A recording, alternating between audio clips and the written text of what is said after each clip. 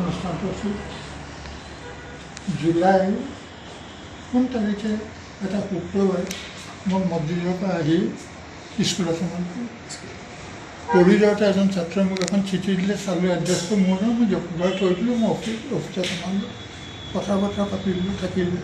মই চিঠিখনৰ কথা পাহৰিলোঁ। চালোঁ প্ৰাক্তন ছাত্ৰ স্বৰচিত এটা কবিতা লাগে, শতবৰ্ষত আবৃত্তি কৰিব পাৰোঁ। মই কাগজখনৰ কলম কৰি লৈ পেলাই শুই লিখিম আৰু কিবা এটা।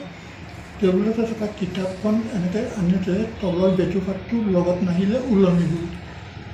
সেইটো এটা প্ৰেৰণা পাই মই এটা কবিতা লিখিছিলোঁ। সেই কবিতাটোক আজি গাই দিছোঁ। কবিতাৰ শিৰোনাম জীৱন পুথিৰ পাত। জীৱন পুথিৰ পাত এখিলা এখিলাকৈ লুটিয়াই বুজা আৰু নুবুজাৰ দুমোজাত পাতবোৰতো মোটেই হ'ল আৰু মোটো এখিলাহে বাকী। এইখিলা পাত নপঢ়িও জানো ইয়াত আছে এটা কবিতাৰ শেষৰ পংক্তি, নতুবা দুখন নদীৰ সংগম, এখন দেখা আৰু আনখন নেদেখা নদী। প্ৰতিখিলা পাতৰ আঁৰে আঁৰে মনে মনে নীৰৱে নিস্তব্ধে তাই আহিছিল মোৰ কাষেই পালেহি। মই একো গমকে নাপালোঁ। তাইক দেখিয়ে মই থতমত খালোঁ। বুকুত ভয়ৰ লহৰ, হোঁতৰ বিপৰীতে পলোৱাৰ বাসনা, সন্দেহ সতি বিচাৰি নাপালোঁ।